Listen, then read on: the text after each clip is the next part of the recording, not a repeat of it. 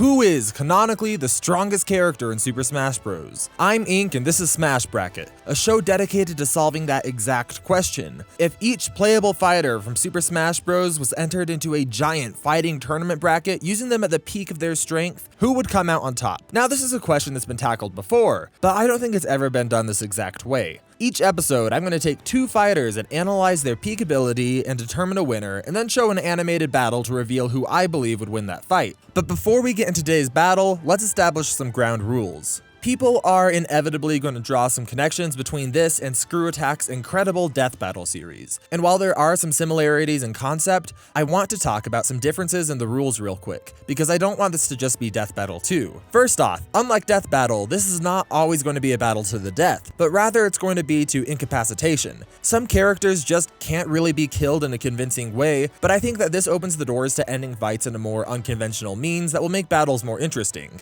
Secondly, I'm going to be taking characters at their peak strength, but I'm not going to include gag feats or serious outliers when it comes to measuring their strength, unless it can be backed up by more intentional representations of that character throughout the series. For example, I wouldn't take this scene in Pokemon and say, well, Misty kicked Brock so hard that it left a footprint in his face and the average human skull can withstand this amount of pressure before breaking, so we know that Misty is operating at superhuman levels of strength. There's a time and a place for taking Toon Force like that, but it's just not my cup of tea. Lastly, unless there's a huge difference in strength and ability, most fights aren't going to play out the same way every single time that they happen, and I never want my voice to be the end of a discussion. So while I'm going to do my absolute best to portray what I think would go down, ultimately I'm just some random guy with Adobe Premiere. So do your own research and disagree with me in the comments if you'd like. I'd be happy to discuss it. With all that set aside, let's look at today's battle and the very first match in the Smash bracket, Link versus Ridley. Let's get into it. Ridley has been a household name in large part due to his presence in the Super Smash Bros. Series, notwithstanding his importance in his own series. He's been present in literally every single Super Smash Bros. Game in one form or another, except for the 3DS version of Smash 4, most of the time making the cut only as a cameo appearance. For this reason, over the years he became such a common name in the Smash speculation scene after seeing how cool he was in things like Melee's opening cutscenes, or his boss fight in Brawl, or his status as a stage hazard in Smash 4. He became almost a meme in the speculation scene due to his infamous quote from Smash Bros. Director Masahiro Sakurai,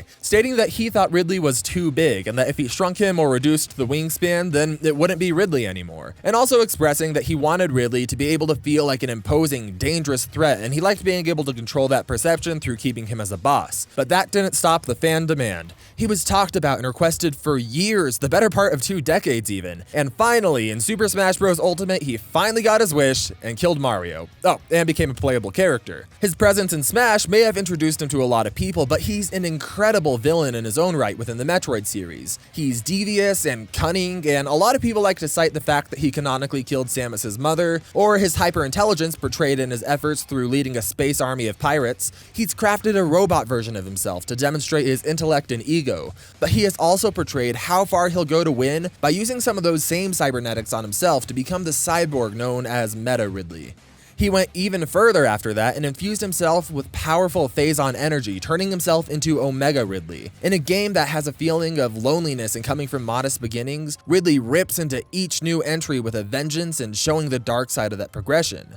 When it comes to Ridley's abilities, he reads almost as though a 6-year-old threw a bunch of adjectives at you, but then they refined it into something that's legitimately terrifying and awesome. He's a purple space dragon genius cyborg who can also fly and shoot plasma lasers, but he's legitimately strong. And while he's had many appearances over the years, I thought it would be most fun to combine them into a single version of the character to see what he's capable of. He's tough enough to smash through stone, pierce through incredibly strong Chozo armor with his deadly tail, and he can augment his physical attack range with phase-on energy blades projecting from his claws. And we should talk about that tail though, because it's a favorite weapon of his. While he's incredibly fond of using it as a pogo stick, he can also do some serious damage with it. Like I said, he can cut through armor that's tough enough to tank being smashed through a wall as if it were butter. Oh, and there was also that time that he pulled it from the ground hard enough to produce splinters of earth nearly as tall as Samus, who's over 6 feet tall. For my non-American viewers, that's just over 190 centimeters. He's also dexterous enough with his tail to quickly wrap it around an enemy enemy, and he can project phazon beams from it. But his real power comes from his breath weapon. He can fire kinetic plasma beams strong enough to turn hillsides into rubble, he can shoot fireballs strong enough to create shockwaves of residual fire, and he has a multi-missile system that shoots out insanely fast homing devices. If you ask me though, Ridley's real power doesn't lie in his strength, but in his speed and durability. Even without his insanely strong Omega armor, he's tanked explosions powerful enough to level a city. But when you add his enhancements into the equation, he can withstand just about everything.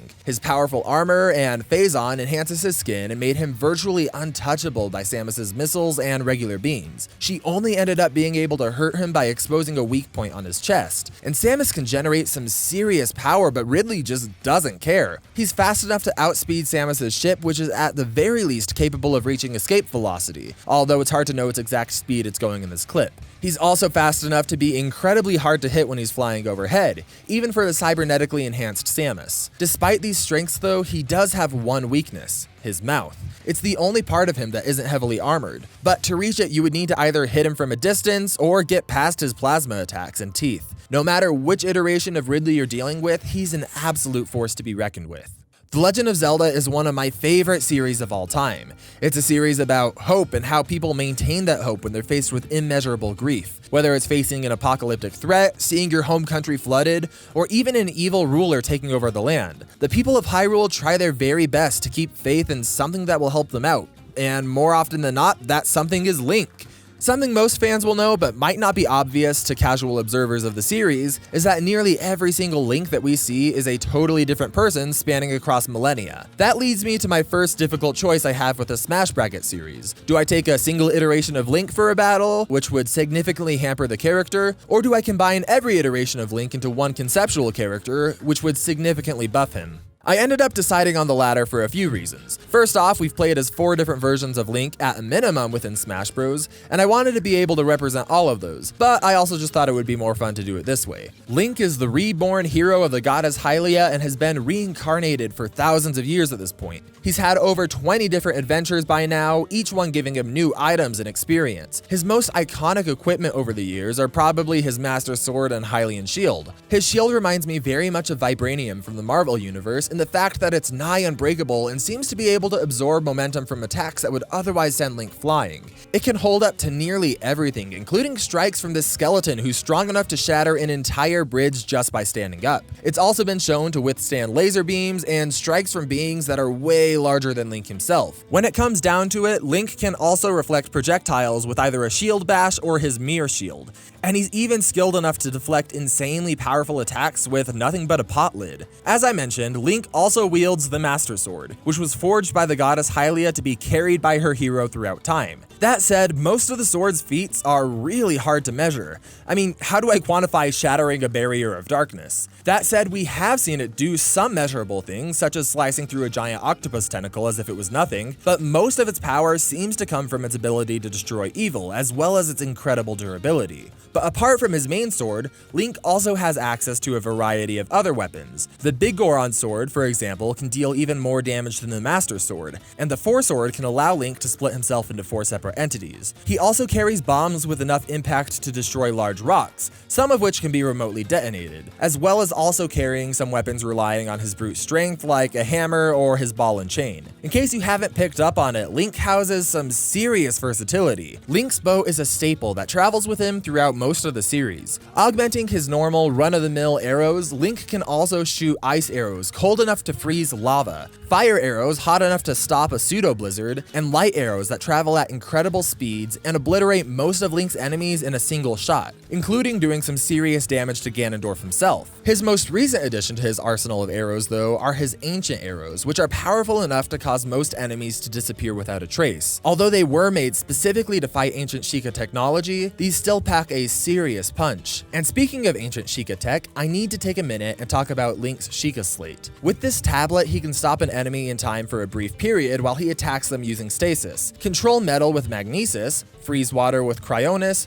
create bombs, and also take selfies. He's also been given blessings from the spirits of his fallen allies, such as Mipha's Grace, which can revive him, or Urbosa's Fury, which unleashes a powerful lightning attack. Now, I could spend hours going into Link's other equipment, but they would mean very little without Link's incredible strength. He's strong enough to hold onto his hook shot as it pulls him throughout the sky without ripping his arms off, and with the help of his strength-augmenting golden gauntlets, he's strong enough to lift this giant pillar of stone and toss it casually above his head, which is far more difficult than just lifting and moving it. The real-life human record for throwing something in a similar fashion is 60 pounds, or around 27 kilograms. Link has been calculated by the Incredible Because Science channel to be lifting around 148,000 kilos, or around 326,000 pounds. But apart from just lifting force, Link packs a serious swing behind his sword. By calculating the distance an object travels after being hit in stasis, people much smarter than me over at that same channel have figured him to be hitting each swing with around 2 million newtons, or around 400,000 pounds of force, which is just around 181,000 kilos. That's more weight than an entire whale behind each swing.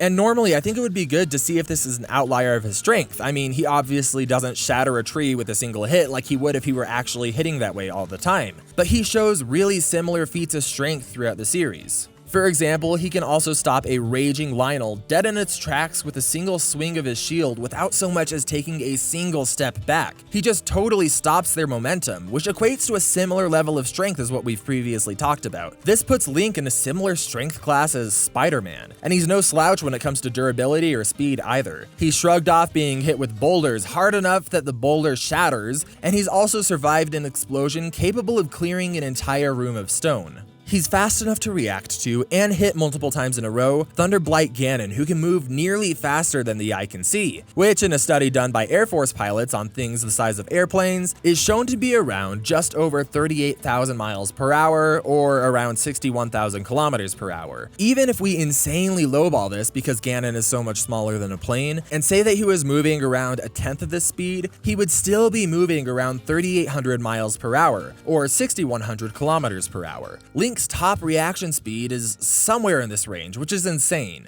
That said, with all of this said and done for both fighters, let's see the fight and determine the winner. 3, 2, 1, go!